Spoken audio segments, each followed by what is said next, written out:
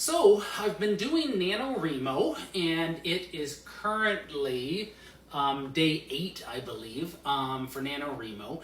And I was going to do an earlier video where I was kind of talking about it. And at the time, my advice would have been strongly stay ahead of NaNoWriMo. So I would have said people kind of fall behind and they start playing catch up.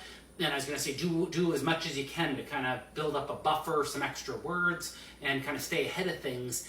And then, kind of like maybe you'll finish a little early in the month, it'll just make things a lot less stressful. And of course, yesterday and the day before, I hardly wrote any words. I did like 400 words one day, 200 words the next, and then I was behind today trying to catch up. And so NaNoWriMo, I think, is just great as a goal. I think goals for anything is good, and it's really good for writing. And having the 50,000 words in a month, 1,667 words every day to accomplish that goal, I think it just really works for getting words. I wasn't really writing much for months before this, and then NaNoWriMo has done a really good job of getting me writing again. And even though I've had a couple days that weren't strong writing days, I've had a bunch of other days that I was doing, an okay productivity. I was getting an okay number of words down.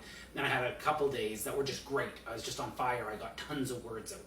So I guess my advice would shift from trying to stay ahead of things to just really trying to stay with NaNoWriMo. If you fall behind, don't beat yourself up. Kind of on a particular day, you may or may not meet your word count. But then on the days when you have a little bit more gas in the tank, try to catch back up and get back to being on track to complete your book by the end of November, the 50,000 words by the end of November, which is, really the goal of the whole thing.